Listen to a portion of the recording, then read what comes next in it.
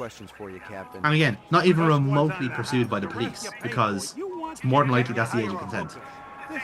Well, that's a different department. Yeah, that too. Like I said, we are a niche cop. We are only looking for Blade Runners. We don't care about nonsense. Yeah. We haven't even referred him to the nonce department. Like, it's such a it isn't even a priority at this point. You know, kind of way. One, but one good one.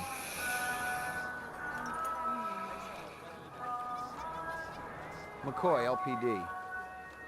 The fact that he gets ignored all the time makes me really sad. Oh, by the way, in case you're wondering, the little pictures of McCoy at the bottom there. So, what that is, basically, you can pick one of the four faces there. That's your tone for when you're questioning people. So if you want to be really aggressive to somebody, you can switch into that, and you might get a better tune out of them. Cool. If you just kind of pick question and just make it at random, you get more out of it. But the whole idea is, like, you could be nice cop, you could be good cop or bad cop, and you can get different responses out of people. Fortunately, I do not avail of that function as much because it is kind of cumbersome. Like, but you have an option of being dynamic with it if you want to. So it's just basically like, how do you want to role play your Blade Runner, essentially, to be an asshole or be a nice guy. What's the most expensive thing you got in here? Value is a relative notion. What's significant to you might be meaningless to me. And vice versa. Everything here is guaranteed. The finest, most authentic anyone can get. Let me tell you what I want, and maybe I'll impress you. All my paperwork is in order. Doesn't matter. I don't read anyhow. What's your name? Easel. You move a lot of valuable goods through here? Valuable and exotic? Like dragonflies? We're talking exceptionally fine jewelry in the shape of a dragonfly. Ah, they were so majestic. I remember them from my childhood. Yeah, that's a good line. I remember them from my childhood. A dragonfly. Crucial part of the ecology. Gone. If I see something, Oh yeah. People are making jewelry based on things that existed 25 years ago. all yours. Thanks a million. Again, the way the environment is going, that's gonna happen. There will be a point where, like, you know, the rhino doesn't exist, so people will be making rhino sculptures, like, you know, just to remember them. Same way that people have drawn dodos. Well, no. Have there not been species that we've made extinct since the 80s? Oh, we've loads. That's not some horrific future what if. Like, no, we make animals extinct. It's like part of what we do. Yeah, I think it's currently I think it's like at least one or two animal species per day or per week. I think it is. Now, not typically it's stuff like insects and spiders or the different, like, you know, like different subsections of a particular genus. So, like, it could be like the Amazonian forest, for example, is a great example because of, like, the constant deforestation there. And you'd have, like, say, all these different breeds and, like, different classes of amphibians, of arachnids, of insects. There's the type of insect I can't remember off the top of my head, but they'd be the ones that, like, they'd be going extinct constantly because its environment is gone, and You got good eyes. or at least, like, they just haven't been observed by, you know, by the environmentalists. Yeah. So, like, if we don't observe it, we don't know where it is. We can't protect. They can't be like protected then, you know. So it's all these different things. But yeah, in terms of like again, it's one of those things where, like, it's also we're humans. We also just want to, like, if there's a cute animal that's endangered, we want to save them. But if it's a really ugly, unpleasant animal, fuck them, get rid of them. Could be the most important part of the ecology, but if it's ugly, we don't want to know. Decent ammo for my piece. Like the eye is the greatest. Oh, look, The eye is You know that police issue spitballs just don't cut it. Not these days. like a cave-dwelling lemur, but because it has one really long ET style finger and huge eyes and, like, fucking, like, insomniac hair, we don't want to know it, even though that's, like, critically endangered. Okay, let's have it. You want to make it as a Blade Runner? You ought to do your own investigation. Incidentally, we just got extra bullets there, so those are armor-piercing rounds. So next to any replicants we find in future, we'll take less shots to go down. Lovely. So Now, as I understand it, Bullet Bob there is a possible replicant, but he isn't one in our playthrough. So again, if the plot turns towards who's arming these replicants, he could be a sympathizer or he could be a replicant himself. But in this case, Yeah. he is neither.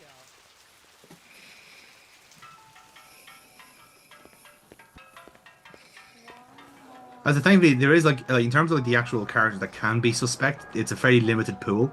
So it is a basic case of okay, who's suspicious and who isn't. You know. And is it a case that it'll be just a different person there doing the same role each time? Oh no, it'll still be that character is still there. So the guy you were talking to, Ezo, for example, he could be suspicious in this playthrough. He might not be. So then, the next time we click a new game, he might be perfectly on the level. It Yeah. just depends on which way the plot goes. Handsome man like you has But the game has laid arbitrary, at the start of the game, it is decided these 4 people are replicants, these 4 are Yes. innocent. What is this These are ghost's name? in the middle, basically. So you might be given a judgment call on a couple of them, and you give the option of either killing them or not killing them, essentially. Yeah. You hear anything yet about that? Again, a lot of it could come down to how they perform in the void contest. So if they pass the void contest, they're real. But if they fail it, boom, you got a replica on your hands. Come back later, maybe And that's why they also use that test, because it's the perfect evidence for that. There's no ambiguity over well, he looks suspicious. He was walking funny. He was walking like a replicant. Kind of way.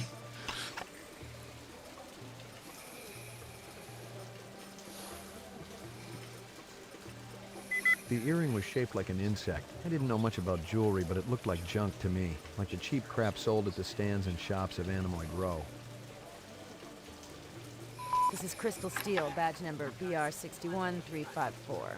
Still working the explosion at the Tyrell manufacturing plant. It'll take a day or so to analyze the debris, but there's no doubt in my mind that we're dealing with a bomber here. Right now, it looks like the protesters had nothing to do with it.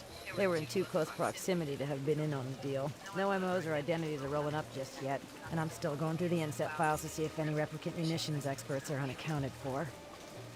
So that's what Steele is investigating at the moment. So when we have connected our Kia into the mainframe, we have picked up these cases tangentially, because it could be the case that one of the people that we're looking for is also involved in these cases as Did they well. ever find the moon bus? Disappeared into thin air. Brian thinks it crashed out in the Kipple. So again, depending on how good our so depending on 2 things, depending on how good we are as a detective, and depending on how what the game is picked as the Blade Runners, certain cases go further than others. So it's good. It means that every playthrough is kind of different in a way. Every playthrough is just a bit different here. One That of them is a you'll demolitions expert, similar MO to your Vic upstairs. And like I said, it's not a terrifically long playthrough either. So again, admittedly, I missed out on a good bit of content, especially with the Tyrell Corporation. But overall, for our first go, I actually didn't do that bad. Just some of those really obvious ones, oh, you fucking tool, stop clicking the fucking log on screen. You don't have his passwords.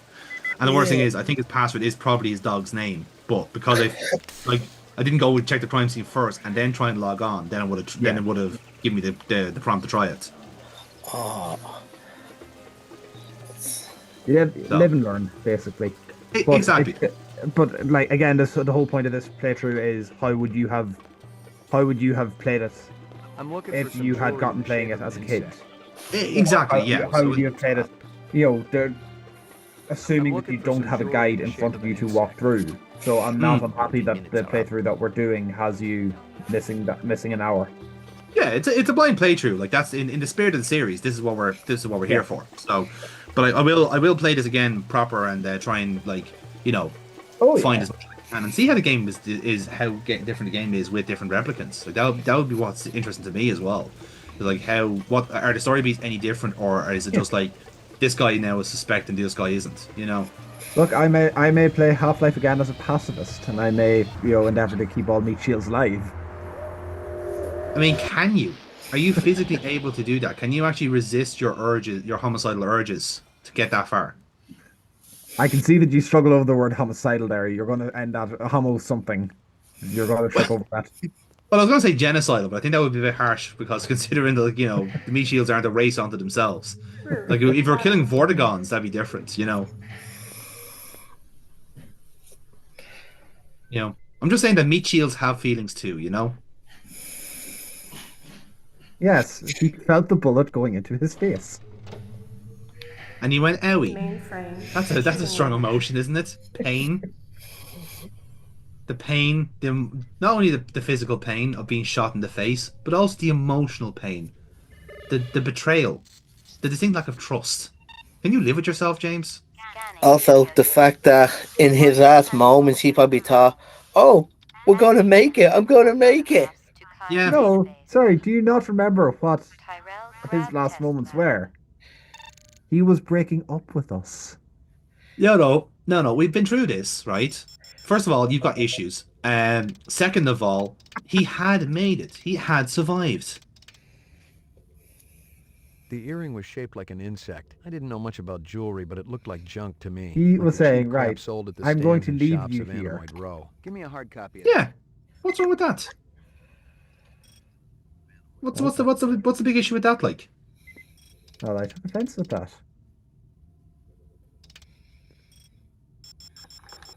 let's zoom in on the dog. Yeah. Confirmed, Tina. Close. It's Ricky. The dog collar has a name on it. Ricky, maybe? Next thing you're going to tell Give me a hard every copy game of the that. dog has a slightly different name. I don't know actually. I never presumed to check. I assume it's the same name.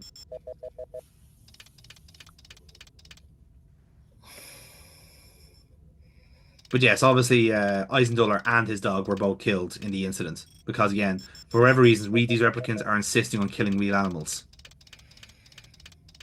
If there's any way of ensuring that Takeout box from audiences go Kingston against Kitchens. the antagonist, Give me a hard copy of that. have them kill an animal. Well, again, it's also that kind of point. The replicants are making the case of like you treat your pets with more dignity than we do, than you do us. Yeah. So it's like, yeah, you can understand why they're both resentful of humans and also resentful of dogs and of pets, because like Also- we're spending more money on them than we are, like the vulnerable people in society, which is also social commentary. Yeah. Also, it says a lot because he can afford to keep a dog in that age, but he was still behind on his food bills from the Jamaican place. Oh yeah, because he probably didn't like treat him with any level of respect. Again, this guy. Look, you can see him. He's a fucking consumer. He's a scruffy bastard. Like I'm not particularly cut up with the guy being blown up to bits. But it is a living. It is our job to investigate. Sorry, what if I told you that his nickname in school was Meat Shield? To be fair, he is a particularly meaty shield. Let's be fair. James, doesn't get you out of jail. No. Nice It's try. a good try, though. Yeah, good points for effort anyway. Uploading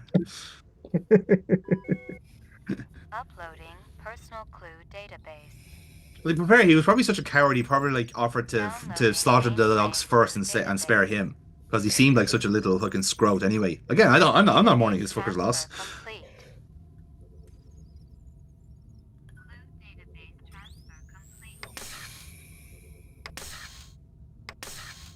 So even something like that now, it's again, I'd love to know like even with some of the crime scene photos, like if there's a storyline closed off to us, let's say, like the factory bombing, let's say, or the like arm shipping or whatever the fuck, like would have focused on the Uzi seemed to be a really interesting point of reference there, but like McCoy didn't want to know anything about it. But if he knew that there was a situation of like arms dealing happening in the area, maybe he would have.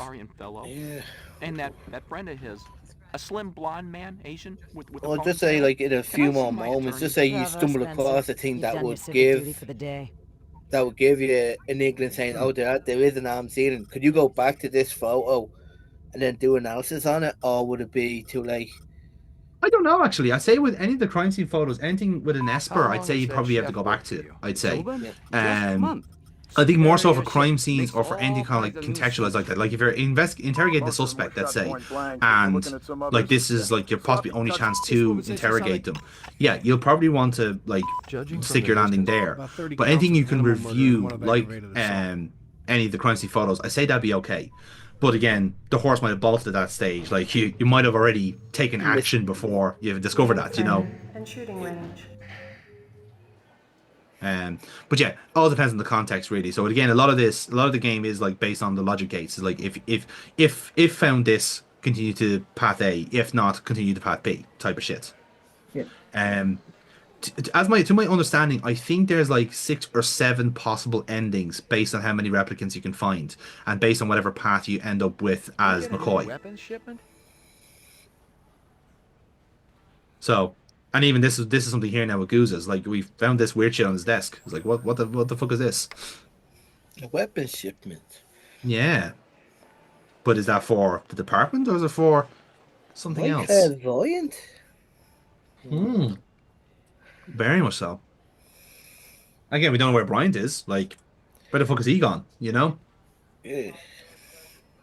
He's supposed to be examining the plane crash in the kibble. Yeah. Think. That's where he's meant to be, yeah.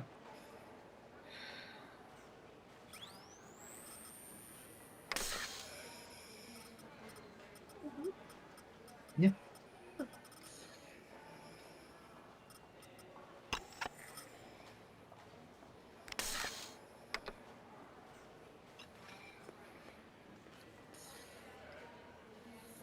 Again, the game does to the game's credit, it does just kind of leave you alone as well. Like if you if you don't if you don't fucking find anything, then sorry about you. Like you know you're done.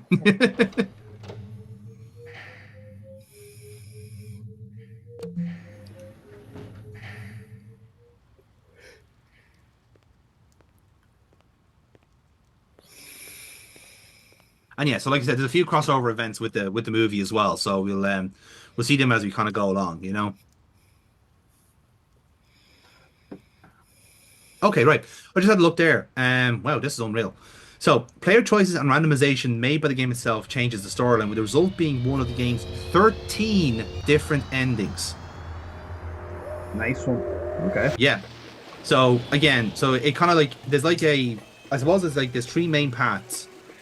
Excuse me. There's 3 main paths, and then there's like different divergences based on like what you've gone with.